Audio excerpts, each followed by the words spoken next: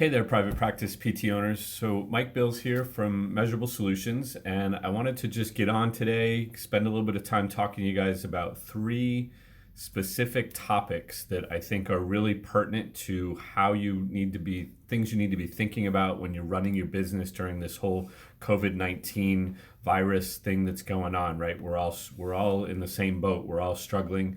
So I'm here. And not only am I the president of Measurable Solutions, but I am a physical therapist as well. I have my own practice in Virginia, a very large practice. So we typically see multiple hundreds of visits per week. I've got 28 staff, and I'm trying to figure out how to manage all of these things just like you guys are doing on a regular basis. So I wanted to share with you some things that I'm doing in my own practice. They are things that I have ultimately learned how to put into play and really get going as a result of a lot of tech and things that I've learned through Measurable Solutions. So I wanted to just pass things on with you today and just give you some hints and some things to think about with three key areas. A lot of us are probably thinking about what should we be doing with the staff that we have? How do we keep them? Is it the right thing to keep them? What should we help them to do? And if we decide to keep them and keep our doors open, how do we make sure that we're staffed appropriately? That's going to be a really big piece because we want to make sure that in this time where we're getting less money because there's less visits coming in, we want to make sure that we're actually being efficient with how we're using our staff and things like that.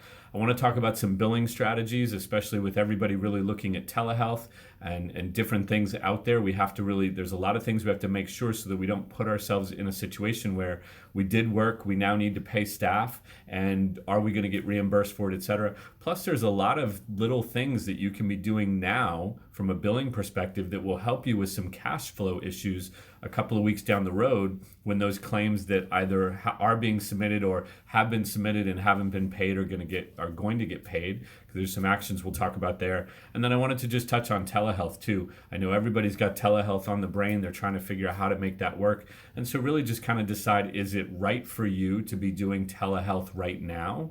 And if so, what are some things to think about? And if not, it's perfectly okay. What else can you be doing as well? And kind of what is the purpose of telehealth? So if we kind of look at the first area, staffing, right? Like I said, I've got a staff normally of 28 people, but we've had to cut that down as our schedule has gone down. So again, in Virginia, we do have some things that are closed. We do have some things the government's telling us, giving us certain directives. But understand, first and foremost, physical therapy is considered an essential service. So I have patients that just as recent as last week had total knee replacements, total hip replacements, meniscectomies, all kinds of different things from some couple of guys that had fractures, ORIFs, and things like that. So we've got to make sure we look at ourselves as essential from the standpoint of we are here to still provide that service to people in the community who need it, because that total knee that doesn't get therapy right now, I can't necessarily range of motion them and manual therapy them through telehealth. While I think there are some things I could do, I still have to have a way of getting my hands onto that patient. So staffing, how do I make sure that I'm looking at the staffing from the correct perspective? How do I make sure that I've got the right staff in place? And what are the conversations that I need to have with staff? So one of the things that I've done is I've sat down as the business owner, I've sat down with each of my staff members, front office people, athletic trainers, physical therapists, et cetera. I've sat down with everybody individually and kind of had a conversation with them, found out where are they in terms of their mindset, what do they think about everything that's going on, how do they stand from a financial standpoint? Do they need to be working? Because what I don't want is an employee coming to work who needs to work, but doesn't necessarily have their mind in the right place, is very worried about the things that are going on. And so I was able to have a conversation with each staff member and figure out where they're at. And a couple of those staff members came to the decision, the conclusion in that conversation, they just weren't comfortable with being out. They live at home where they have elderly parents or grandparents, and for whatever the reason. And so we figured out, how were we going to manage this? What were the things that they needed to think about? Was unemployment right for them, et cetera? And so we looked into the unemployment laws. And so if you haven't done that already, I would tell you look into the unemployment laws in your state in terms of how things are considered. In the state of Virginia, and I believe this is happening in the majority of states as well, they're looking at this situation as a seasonal worker thing. And so if I'm going to bring that person back 2 months from now, 2 weeks from now, whatever it is when this whole fiasco is over, they're going to qualify that person as a seasonal worker. They will put them onto unemployment. Sure, it's not their full salary, but at least it's something that they were getting that they can continue to get to help them to make ends meet in addition to whatever the things are that the government decides to do. And so then I started looking at, okay, now how, when I start cutting back, as I'm cutting my staff back, who are the people that are really in the right mindset to have here, the ones that can make it be an environment for the patients when they are coming in, where they can forget about all of that junk that's happening out there. They can actually come in and feel comfortable being in the office, know that it's safe. They see us cleaning. We're cleaning everything. The skin on my fingers is wearing off from all of the cleaning and all of the cleaning solution, the Cavicide, et cetera, that we're using. We know that stuff kills germs for real, unlike Lysol and all of those things. But we're cleaning all the time. We're cleaning way more, tremendously more than we ever would. But we're helping our patients to see that. Our staff feels comfortable with it. Of course, we're taking all of the other necessary precautions, trying to keep that distancing. And when we can't do that, how are we handling that? We've got a whole process for that. But now I've got this reducing number of patients that are coming in, and I really had to figure out how was I going to have the right staffing in place. And so after I'd had those conversations, I'm going to show you guys a graph that I've basically got on my screen here on my computer. But basically what I do on a daily basis is I'm figuring out exactly how many staff members do I need on my schedule in person tomorrow to treat patients. So basically what I'm doing is I'm counting up the number of patients on the schedule for tomorrow.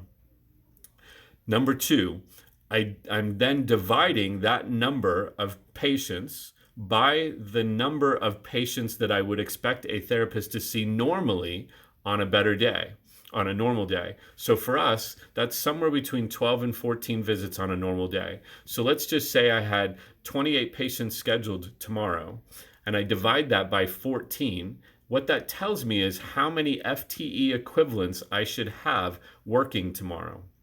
So that would be 2 in this example. The third thing I do then is I count up how many patients I actually have, how many clinician hours I have on the schedule tomorrow. So if I've modified everybody's schedule, I need to make sure that I don't have more than 16 hours worth of treatment time tomorrow for my therapist. I could divide that 4 hours amongst 4 staff. I could divide it 2 hours amongst 2 staff, however I want to do that. But it's making sure that I'm not spending more on my staff given my current situation and the number of patients. So basically, again, I'm giving you this as a screenshot. If you want to private message me, I'm happy to explain to you more in detail about how I'm using it. But I'm basically making sure that I know exactly how many FTEs should I have in the clinic from a clinical perspective tomorrow. And that would be, I'm making that decision basically at the end of today. We close at 7 p.m. So I'm making that decision around 6 p.m. so that in real time, I know exactly how many staff members I should have in the clinic tomorrow.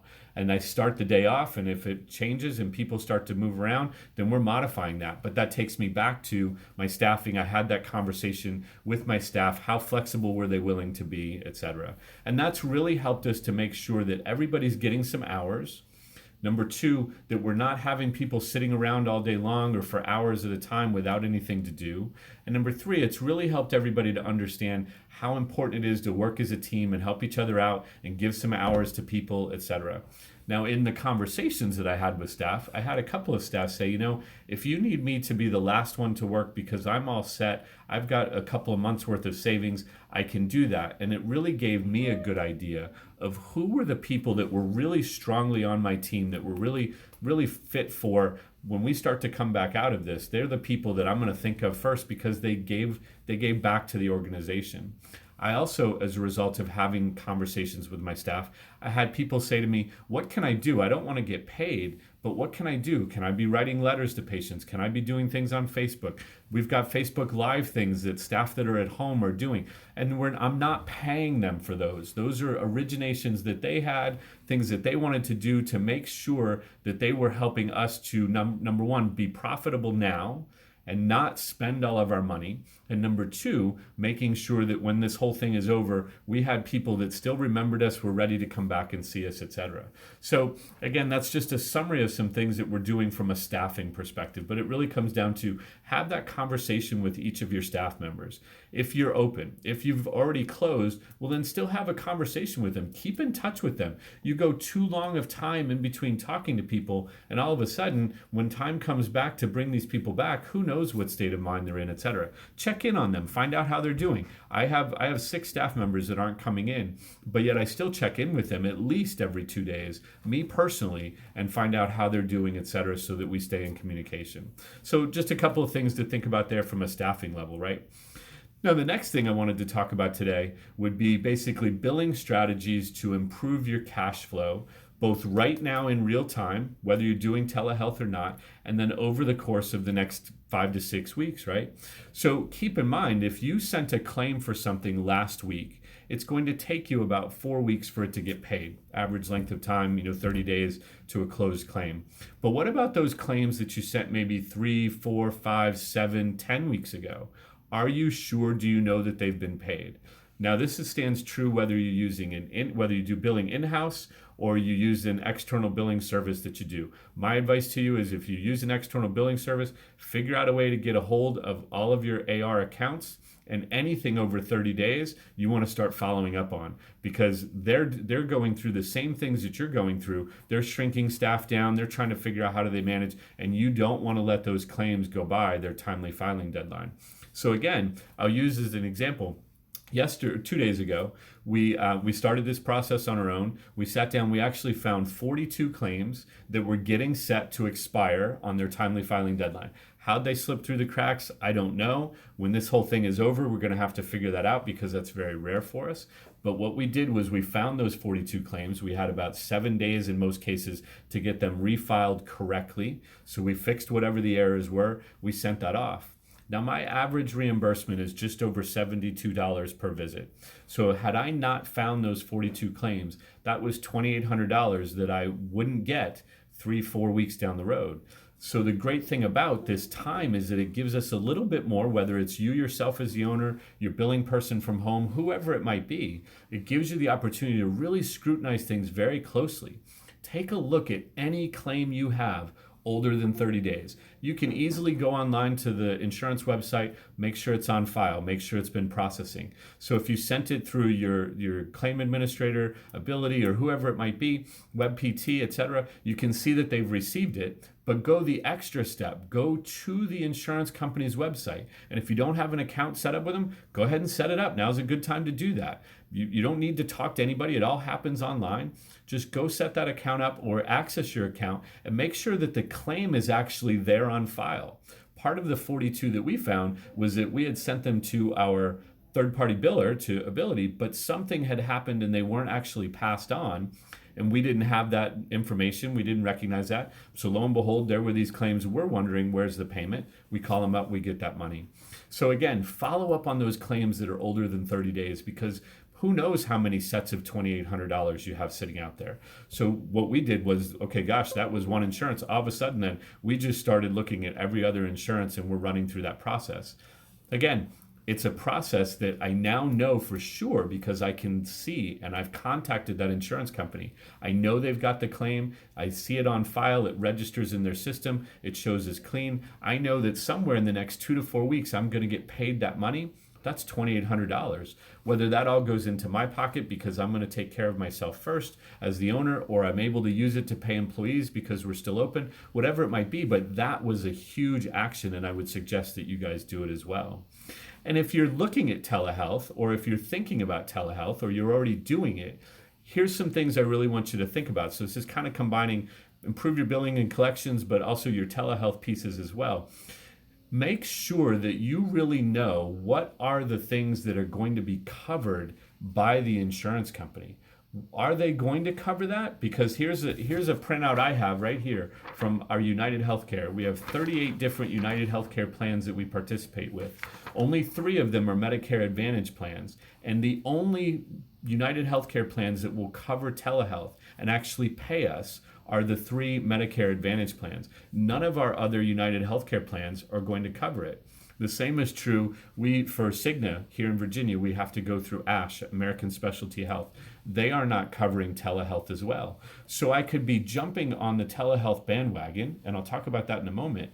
But the question is, am I really getting reimbursed for it? Or do I have a therapist who's at home that I'm paying some semblance of a per visit call or rate or an hourly rate, or I'm paying them a salary or whatever, and all of a sudden I submit these bills and I find out not covered by those insurance companies. Now, I'm not saying that I'm not going to provide that as a service to my patients, but it changes the whole conversation. I could be thinking I'm going to get paid for this 30-minute e-consult that we're doing, but it turns around and I don't get anything from it, and I haven't gotten the patient's agreement that they would pay for it, etc. Do I know? Do they have a separate copay, a separate deductible for those things? So, for example, Aetna for us goes through Optum Health. While they do cover it, they treat it completely different. It has its own separate copay. Guess what? The copay is the exact same amount that they would allow per visit for us. So Aetna or Optum allows us $75 per visit. The copay for a telehealth visit with Optum and Aetna is $75. So I can't even begin to think about, if I wanted to, writing off the copay from the patient, because I'm not going to get anything unless I go collect all of that money from the patient. And so then it brings in considerations about things of, how am I going to get paid? The patient's not in front of me to bring me their credit card. So does my credit card system allow me to run credit card numbers without the card present? I know that systems like Point and Stripe allow you to do that, but what are the fees that they charge you for that? Is there a daily minimum? Do you have to hold all of your amounts together until you have a certain amount?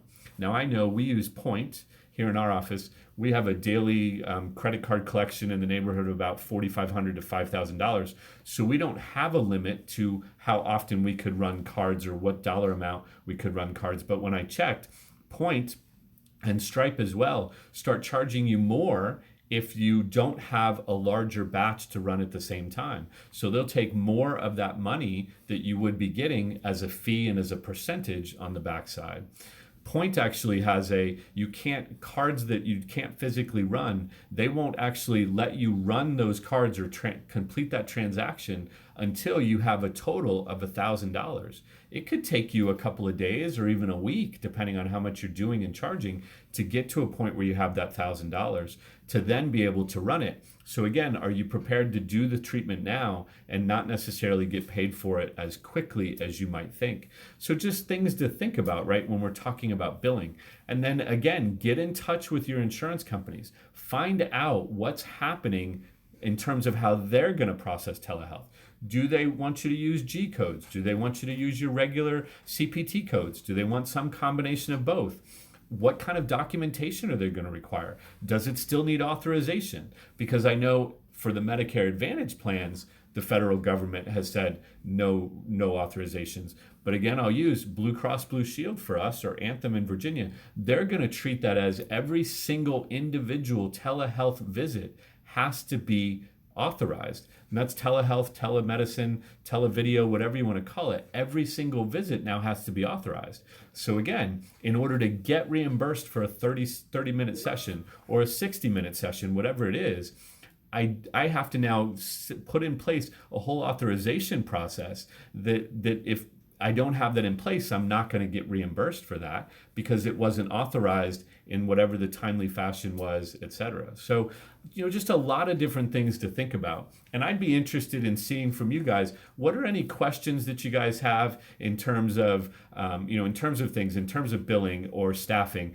If you guys have questions, feel free to put those in the chat box here. I'll mention them. I'll try to talk directly about them as well, because I want to make sure that you're getting whatever it is that you're looking for, so that it gives you some good data, because that's what I'm here for in my role as Measurable Solutions president, is helping all of us as a profession to come out of this on the other side with a lot better situation than the grim situation that we could be looking at it now. How can we be in control of things and move forward and things like that? Because when we do take control of things now, we will be in a much better situation 2, 3, 4 weeks down the road, whatever it is, when this whole thing is over. So put your questions in the chat box. I'd love to hear what you have to think about it. So again, if we're looking at collections and billing, we've kind of got these things you could do. Okay, so we've talked about telehealth. We've talked about how do you make sure that you really go follow up on those claims that you may not be getting paid for, or more importantly, your workman's comp and things like that. How do you make sure that you get paid for those quicker? All you have to do is bug a workman's comp company enough and they'll pay you on a quicker standpoint. So how do you make sure that you get that money coming in the door now when you need it, as opposed to whatever the normal time frame is? For us, all of our workman's comp companies tell us, yeah, it's at least 90 days to get paid. But we have a process that we use, and it basically just involves hounding them and calling them all the time, where we get paid inside of 60 days. So why do I want to wait 90 days, 30 days longer than I really should to get paid for that workman's comp visit that I did, let's say 2 or 3 weeks ago? If I can move that up and have that money coming in sooner, that's going to be a lot better. And then keep in mind the billing and collection money that you're getting. As the practice owner, you need to make sure that you're the one that gets paid first. You need to make sure that the rent gets paid first. You need to make sure that the telephone bill gets paid first, because 2 or 3 weeks from now, when this whole thing is coming, when we're coming out of this whole thing, we've got to make sure that those infrastructure things, the building and the phone, is all still there, so that right away those patients can start calling you guys back up and get on the schedule. So you've got to have a very good idea. You want to have a very good idea of how much money there is that's going to be coming in over the course of the next couple of weeks and month, so that you can plan appropriately to make sure I can only have somebody working X number of hours this week. And so moving those patients around and getting them into that. Or I need to make sure that I'm doing X number of telehealth visits because I need to have this amount of money coming in. And it just spawns that wheel to get turning and helps you to, again, go back and have those conversations with your patients. So again, if you guys have any questions or comments, put them in the chat box. I'd love to see what you guys think or what you guys are worried about. I can give you some idea of things we've been working on. Jonathan thinks that the world is the cleanest it's ever been. I would agree with that. Like I said, here in our office, we are still open. We clean the door handle every time before somebody walks in and out the door. And not saying that it never got cleaned, but let's be honest, it didn't get cleaned, 75, 80 times a day like it does now. So there's a lot of things, that are going on. Jonathan also wanted to know, should you charge less for a telehealth appointment? So again, this is my viewpoint on that, and we are doing some telehealth, telecalls, televideo things. No, your time and your expertise, the knowledge that you have in your head, is worth the exact same whether somebody's in front of you or not. So again, you want to find out from the insurance companies, do they want you using the same CPT codes that you normally use, 97110 for Therex, because you were showing somebody how to do stretches or exercises, you were watching them, etc., correcting their mechanics. Think about that shoulder, they're moving their shoulder. You'd give them all of those mechanical cueing. That would be in the office, you would charge 97110. If that's what you're charging to the insurance company, your rate should be exactly the same. And part of the federal mandate says that there shouldn't be different rates if it is something that is covered. So you don't have to feel like you need to discount that service. Don't discount it. Your knowledge and your expertise, whether you're right there with them or you're right there with them like we are right now over the phone, no need to charge differently. That's my viewpoint on that. And at the same time, know if there's a copay on that. Know if there's a coinsurance on that, because you've got to have a method to collect that at the moment of service. We're all going to be going through a situation here in the coming weeks where we have a shrinking amount of income because we're not working as much. The same is going to be true for your patients. So get that agreement up front that you're going to collect that money today, so that you're not sending them a bill, not getting paid until they start getting paid. They're back to work, whatever it might be. Because there again, we're back to, I need to get paid as the owner, and I need to make sure that the building is there and the phone works and the internet works when I come back to the office, if I have to close or whatever, however things work out. And so that kind of brings me to The last thing I wanted you guys to think about is, even if you're not doing telehealth, or for whatever reason you can't with that patient, they can't afford it, the insurance doesn't cover it, you don't have a process in place, whatever it might be. Here's the thing I want you to think about. You want to stay in communication with your patients. So whether you're doing telehealth and getting paid for it, or you're doing phone calls to patients, the key purpose of telehealth shouldn't be to treat them and make money, because if that's the case, a small percentage of your patients are going to actually sign up with you to do that.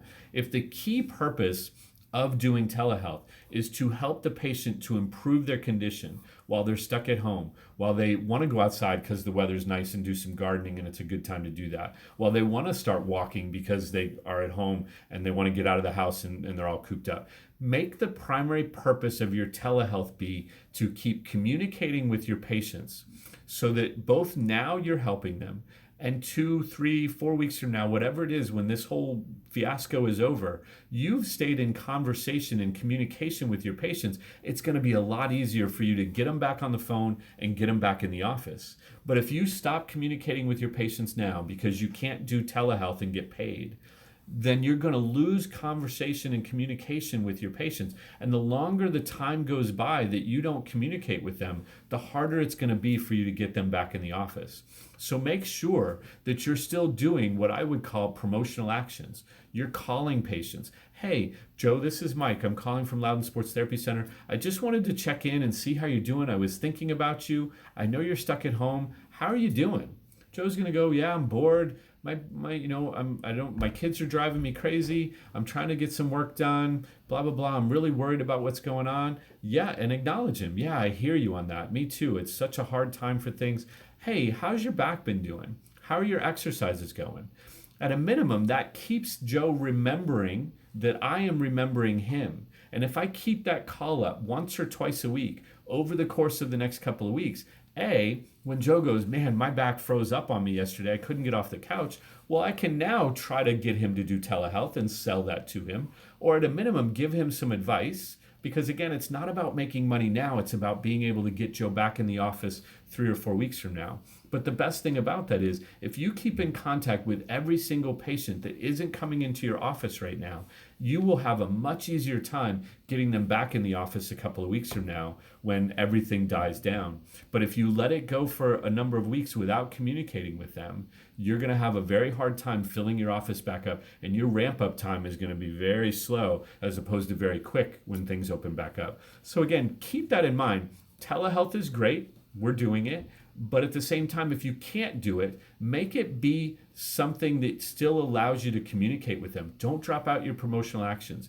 Keep those promotional actions in. Keep calling them. Keep sending them emails. They're now more than ever, they're going to be reading those emails. Now more than ever, they're going to pay attention to what comes in the mail. Send them a quick handwritten letter. Yeah, it's going to cost you a 55 or whatever stamps cost now, cent stamp. But that money is going to be well spent, well worth it in the long run when those people come back. So again, those are kind of my thoughts on that. Those are some things that we're doing. Again, if anybody has any questions, put them in the chat box. I'd love to hear what's on your mind and what you're thinking about and how I can help you, both as the president of Measurable Solutions, but also as a physical therapist going through the same things that everybody else is going through. So anything you guys want to know about, put it in the chat box. Again, Measurable Solutions, our goal, not only now, but all the time, is to help you be able to successfully run your business. And now more than ever, I'm putting my attention into just talking to private practice owners from all over the country. I talked to a private practice owner, actually two different ones today, from Texas. And I know in Texas recently, a couple of counties just went into stay-at-home lockdown thing. Now, keep in mind, physical therapy is still essential, so patients can still come out for that. The same way that they can go out and go to the grocery store, the same way that they can go out and go to Home Depot if they need to get things to repair their home, etc. But those things that are essential, how do we make sure that we're still communicating with those people in that situation? And so I had conversations with 2 practice owners earlier today, and they were both very concerned about how do I start to have this conversation with my patients and with my staff, and helping my patients to understand it's safe to come to. Think about this, back to Jonathan's comment, yeah, the world is probably cleaner now than it was, a month ago. the difference between coming to your physical therapy practice and going to the grocery store where they all hoard to stock up on meat and toilet paper and paper towel and cleaning supplies. The grocery store, if you think about it, walk around the grocery store, people have got their hands pulled inside of their sleeves because they don't want to touch the cart. But yet if you keep your office clean and you follow all of the CDC guidelines, all of a sudden you've created a much safer environment for them to come to. And like I was sharing with these two different practice owners, our patients that are coming to us are actually saying how safe they feel in comparison to going out, because again, we're doing a good job of communicating with them. So again, my goal as the president of Measurable Solutions and for Measurable Solutions itself is to help us all work together to navigate this thing. We're all on uncharted grounds and we have no idea what tomorrow will bring, but if we can work together and share ideas, and that's really my intent. So I'd love to hear questions that you guys have. You can also private message me, or I'll give you my cell phone number. You can text me or call me, 703-470-5995. I'd love to chat with you. My goal and the benefit to how I've been able to build my clinic over the course of the years using things that I learned as a client of Measurable Solutions is that I've now gotten to a point where, up until recently, I wasn't involved in any day-to-day operations of my clinic, and I'm able to now give back to other private practice owners, etc. And I want to keep that purpose going forward throughout this whole thing. So please let me know what you guys think. Any questions you have, private message me. You can contact me directly through the Measurable Solutions website. You can send me a text or give me a call. Whatever you want to do, any of those things, perfectly fine. So anybody have any questions or any thoughts? I know, Jonathan, you've had a couple. If there's anything else anybody has, let me know. And in the meantime, I hope that everybody has a safe and healthy next couple of weeks. I know we're going to all come out of this. Let's think straight. Let's put our sanity hats on for a moment and not get drawn into all of the insanity that's going on out there. And again, really think about your staffing. Make sure that you're making good decisions. If you want to send me a text, I'll be happy to email you this whole video and give you the link to it. I'm going to put it up on YouTube and Facebook later, and that way you can watch it. But really take a look at making sure, like I showed you, the graph that we're using for figuring out, making sure we know how many staff we should have each day.